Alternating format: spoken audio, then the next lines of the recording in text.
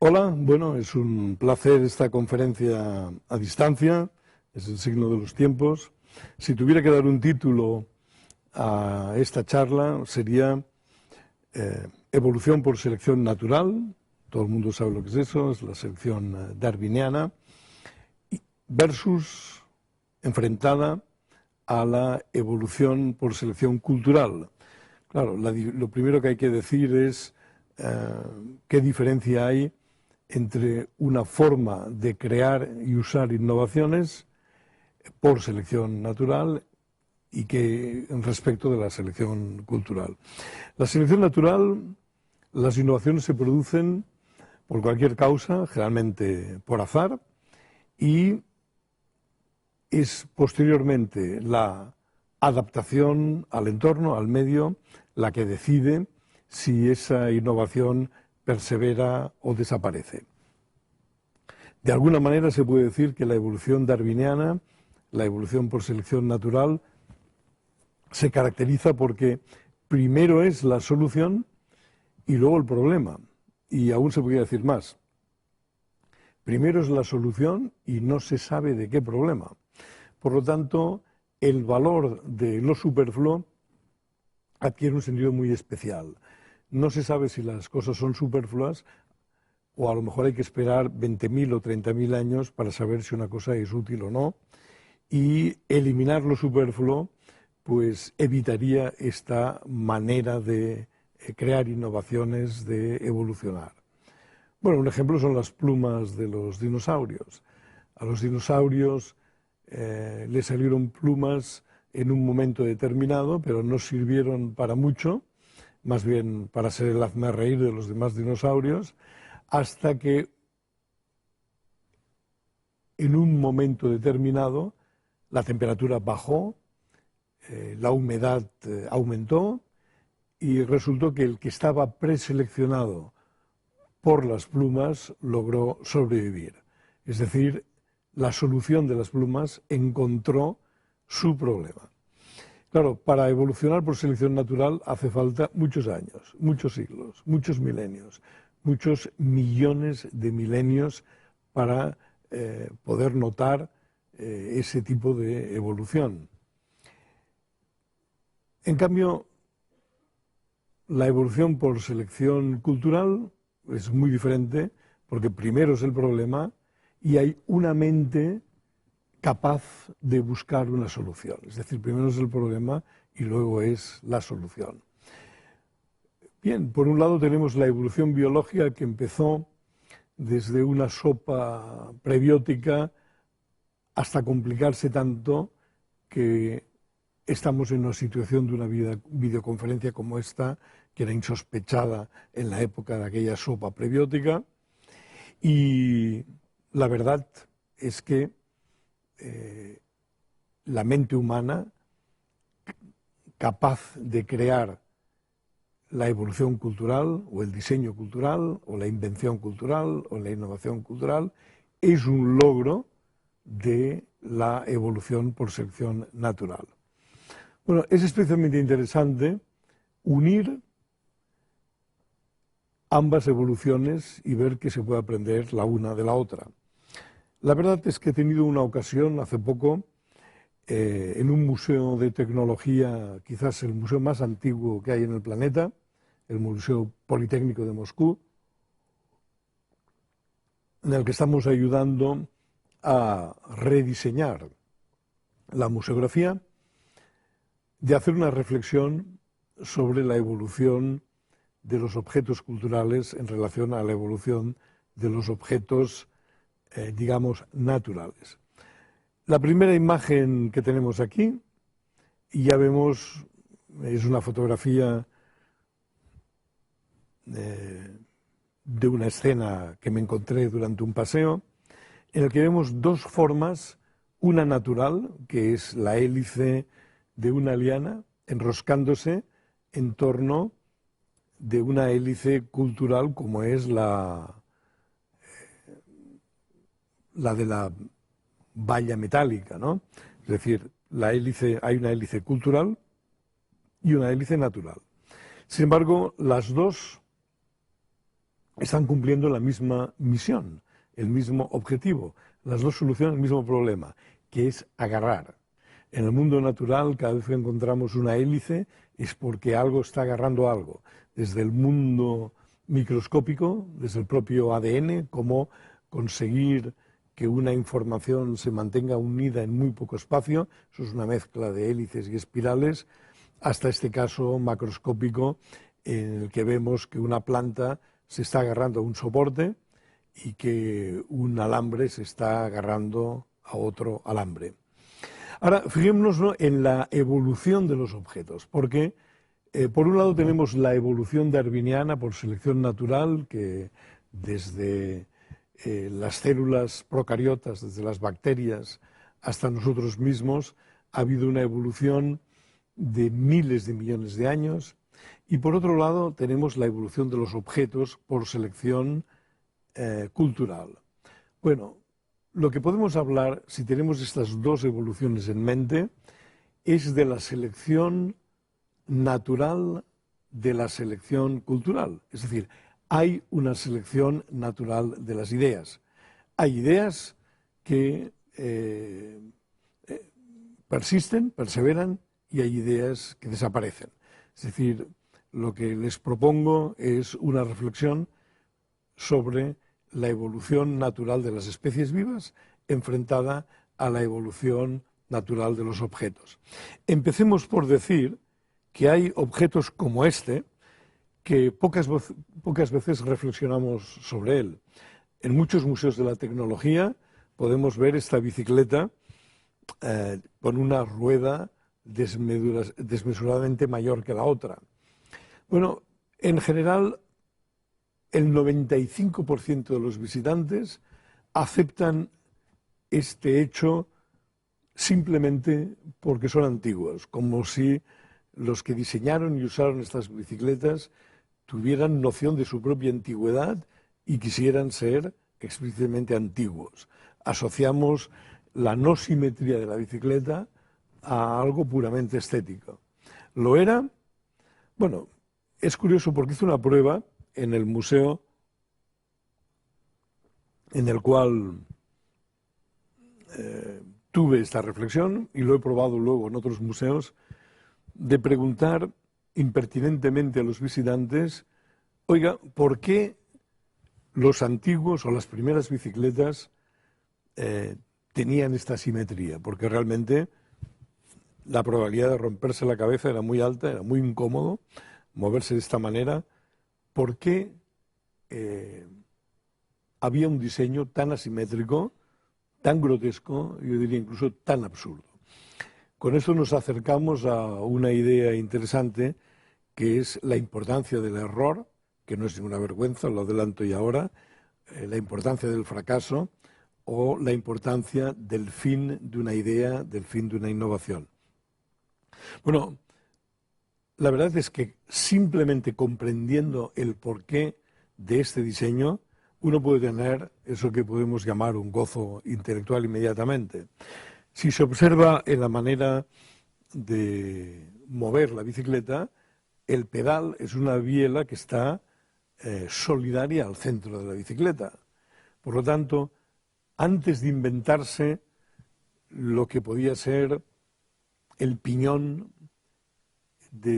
para transmitir de un diámetro a otro en el giro, los engranajes, o sobre todo la cadena de la bicicleta, resulta que el pedal estaba solidario al centro de la bicicleta. Es decir, que una vuelta de la pierna hacía avanzar el perímetro de una vuelta de la rueda. Por lo tanto, cuanto mayor era la rueda, mayor se avanzaba en cada pedaleada. Es decir, que es dospierre el avance de la bicicleta. Es decir, que solamente teniendo en cuenta esta idea, podemos comprender que no era un capricho estético, sino que era una necesidad técnica. Naturalmente, la idea se extinguió en el mismísimo momento en que se inventó la cadena. Es decir, la selección natural de la selección cultural condenó al olvido a este grotesco y romántico diseño. Otros ejemplos interesantes lo tenemos aquí. Esto es una pelvis. La pelvis es la aportación que hicieron los dinosaurios a la evolución. Es decir, cuando los animales conquistaron tierra firme, reptiles, anfibios, parecidos a los cocodrilos, tenían el problema de que las patas estaban de lado, no debajo.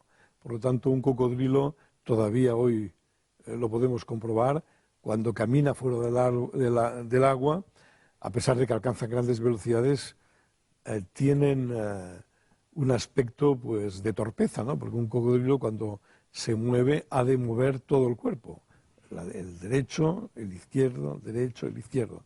Lo que inventaron los dinosaurios fue la pelvis. Inventaron, entre comillas, claro, apareció la pelvis, y la pelvis lo que permitió es tener, en el concepto tetrápodo de 4 patas, tener las extremidades debajo. Y por lo tanto, de este movimiento de cocodrilo se pasó a este movimiento de dinosaurio. Por lo tanto, la pelvis de Elvis es en realidad un regalo que hicieron los dinosaurios. Elvis no sería Elvis si no existiera primero la pelvis de los dinosaurios. Aquí tenemos una idea muy bonita de cómo la selección natural influye en la selección cultural de un baile de rock, por ejemplo. Otro detalle interesante es lo que ocurre cuando hay un salto importante de innovación. Comprender en ciencia, perdón, en realidad es buscar qué hay de común entre cosas diferentes. Aquí tenemos a la izquierda un carruaje con caballos y a la derecha tenemos algo que también se puede ver en casi todos los museos de tecnología, museos de transporte, que son los primeros coches. Bueno, los primeros coches eran en realidad carruajes sin caballos. Es interesante ver cómo el coche aquí, el automóvil, no había encontrado aún su propio lenguaje y usaba el lenguaje de los carruajes. Aquí da para estudiar psicología del arte, leer a Walter Benjamin cuando habla del pánico al progreso, si esto era una cuestión de pánico al progreso, no querer asustar y decir lo único que hemos construido es un vehículo que se ahorra los caballos, pero por lo demás no se asusten ustedes que el aspecto es el mismo. Los cocheros están prácticamente en la misma posición, incluso se puede decir que hay un espacio para los caballos. Esto es algo muy general. Si vamos a los saltos de tecnología significa que un momento antes fue muy diferente a un momento después. Bueno, aquí tenemos que la primera motocicleta era una bicicleta a la que se le había añadido un motor. Tampoco la motocicleta había adquirido aún al principio el lenguaje de las motocicletas y usaba el lenguaje de las bicicletas. Y más ejemplos interesantes. Estos son los primeros aparatos de televisión.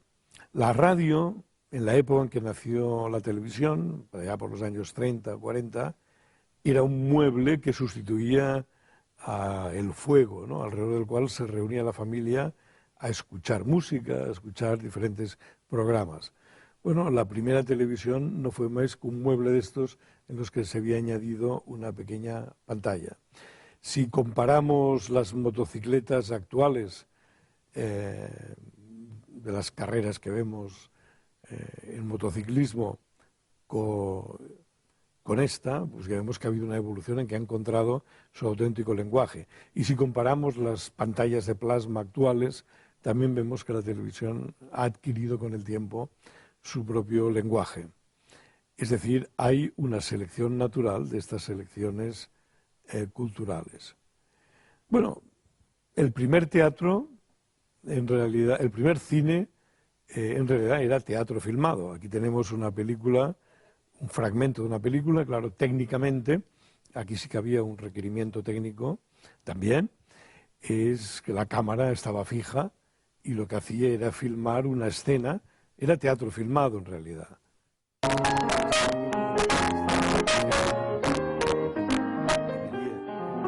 La primera película de la que se tiene noticia, que es de los hermanos Lumière, los obreros saliendo de la fábrica, es muy parecido, ¿no? Es una cámara fija y lo que se mueve son las figuras.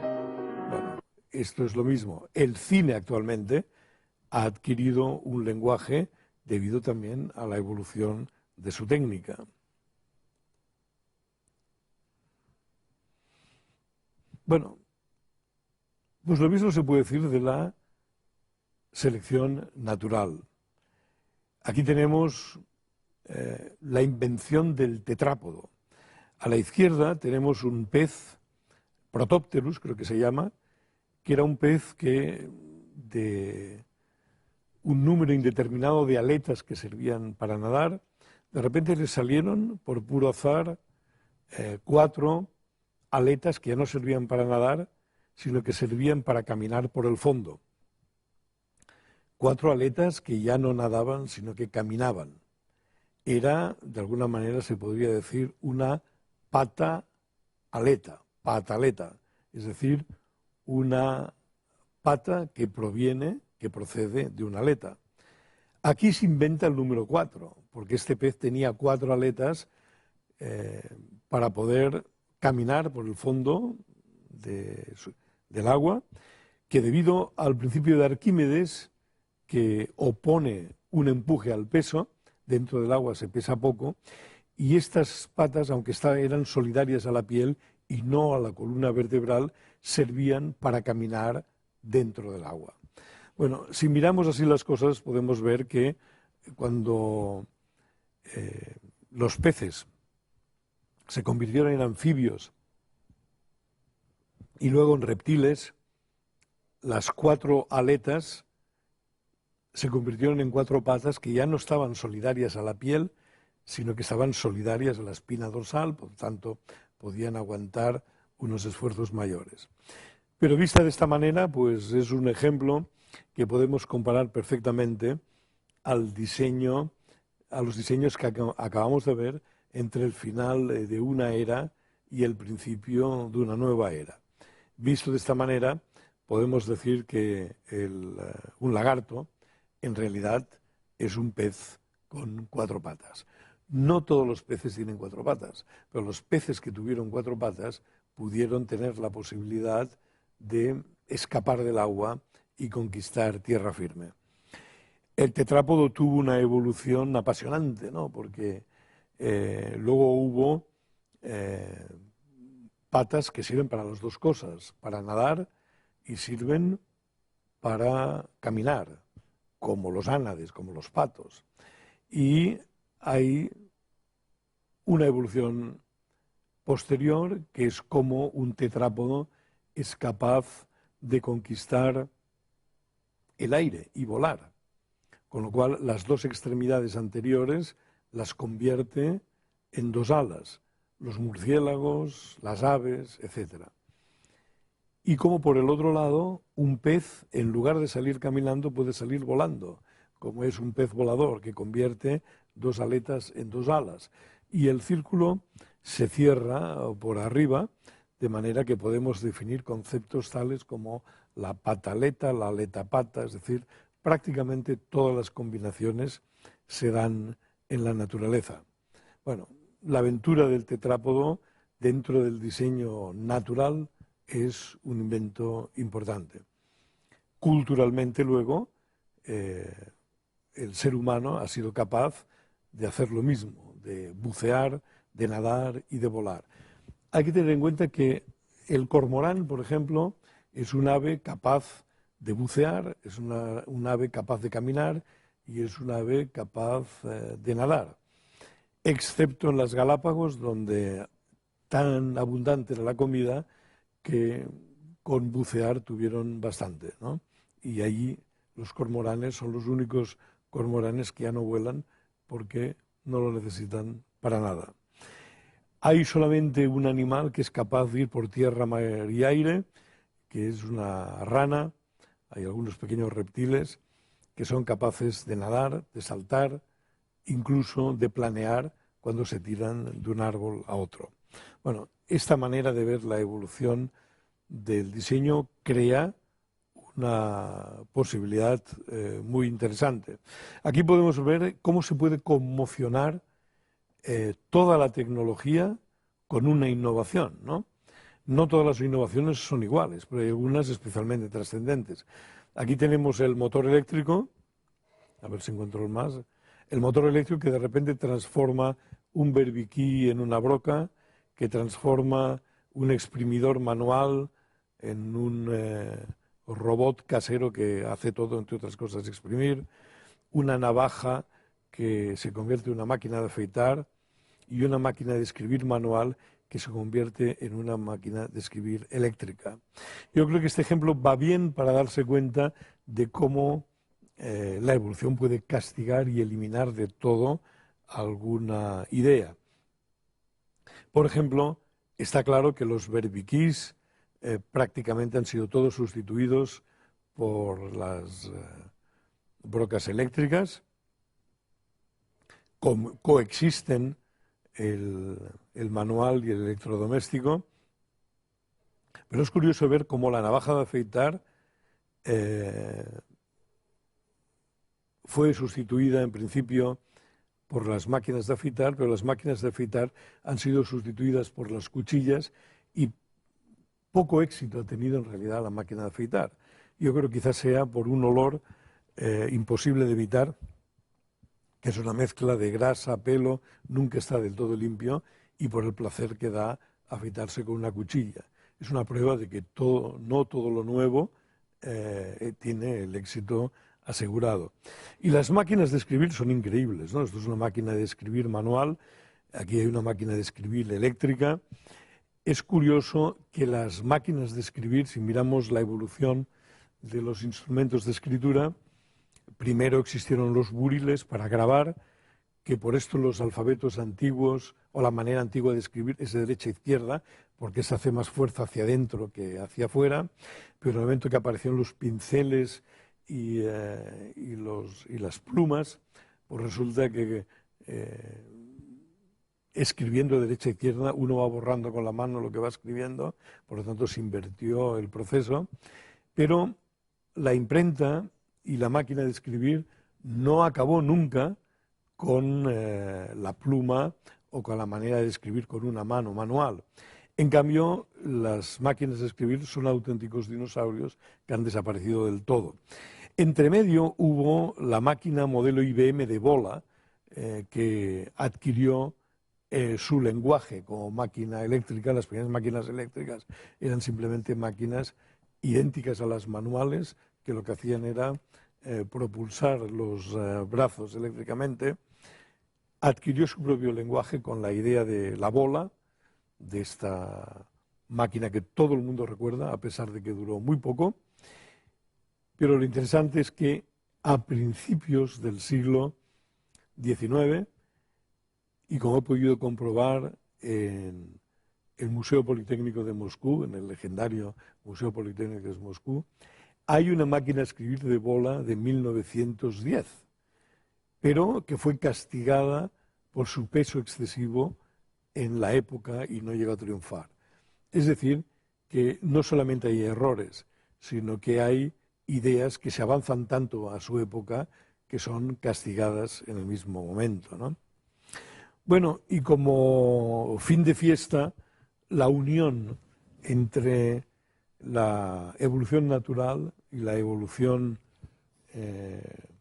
cultural se pueden reunir en manifestaciones que no son conocimiento científico puro o conocimiento tecnológico puro, sino que la mente humana puede producir arte de la misma manera que puede producir ciencia, y que la convergencia entre ciencia, tecnología y arte, lo único que hace, si está hecho de una manera inteligente, es aumentar las posibilidades del creador. Esta es una escultura de un amigo, Etienne Cranenbühl, un escultor suizo, con el que entramos en contacto para hacer algunas creaciones en Cosmo Casa, que utiliza nuevos materiales, materiales inventados por la mente humana. La verdad es que la humanidad estuvo milenios cambiando la forma, formando la materia, cambiando la forma de una piedra para convertirla en un hacha, por ejemplo. Se estuvo luego algunos milenios, algunos siglos, transformando la materia con la química, con la alquimia, con la física. Y desde los años 50 está inventando la materia.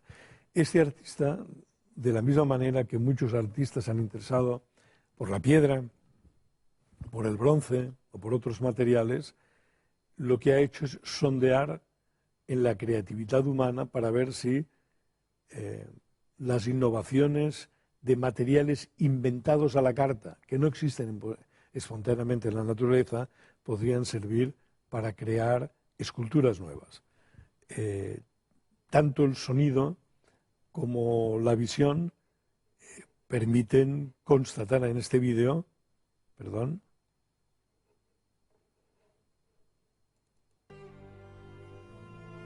el resultado. No sé si se oirá el... Bueno, aquí hay dos tipos de materiales. Materiales basados en las transiciones martensíticas, es decir, aleaciones con memoria de forma, y material superelástico, es decir, que no tiene fatiga, no tiene histéresis y recupera la energía que cede por elasticidad.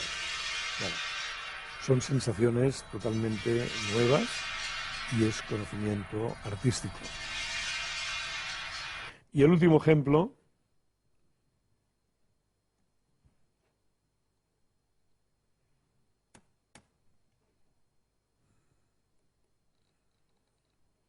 a ver, que se ha parado esto. No me pasa nada aquí.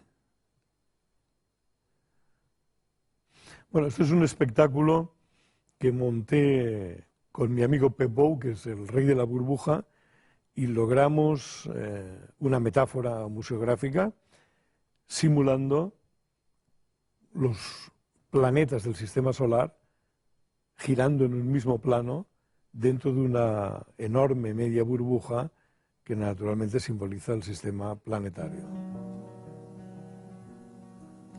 Venus, la Tierra. Bueno, como se ve, yo creo que la clave a la creatividad, Júpiter, selección Saturn, cultural, científica o artística, Neptú, la selección ara que rodin una mica. Natural es la promiscuidad. Oh, el sistema solar. Es el nivel en el que Molt bé. el juego cruzado de ideas es siempre lícito. Bueno, para terminar, solamente comentar que buena parte de la tecnología que tenemos en el futuro es la selección cultural alimentándose de la selección natural. Es lo que podemos ver en estos tres ejemplos, ¿no? El efecto lotus es por nanotecnología. Las hojas de la planta de lotus hacen que la planta se mantenga seca bajo la lluvia. De aquí hay 40 laboratorios en el mundo intentando hacer por selección cultural lo que ha hecho la selección natural durante millones de años. Entre otras cosas, se podrían conseguir pinturas hidrófobas que se autolimpian, porque claro, esta gota al rodar arrastra las partículas de polvo y de ahí el prestigio de la flor de lotus que en medio de aguas inmundas se mantiene siempre impoluta. O un hormiguero que en la sabana africana o en el cerrado brasileño puede variar la temperatura exterior en 50 grados entre el día y la noche y dentro la temperatura y la humedad está controladísima. La temperatura en particular alrededor de los 27 grados. Que no me digan que no interesa a los arquitectos saber cómo hacen las termitas para no gastarse un duro en energía y no añadir emisiones de CO2 a la atmósfera. Y por último tenemos la pata del gecko, que son estos pequeños dragones que aguantan 40 veces su peso en una superficie totalmente lisa. Hoy sabemos que es por pura nanotecnología, es decir, no son ventosas ni es un adhesivo. De aquí podría surgir un adhesivo por selección cultural no químico, no abrasivo, basado en billones de pelillos que se introducen en la superficie más lisa posible porque se crea una atracción molecular entre los pelos de las patas y la superficie en cuestión. Son solamente 3 ejemplos de más de 200 que hay actualmente en esta convergencia entre la selección cultural de la mente humana y la selección natural de miles de millones de años. Que la selección cultural y que la selección natural les sea favorable.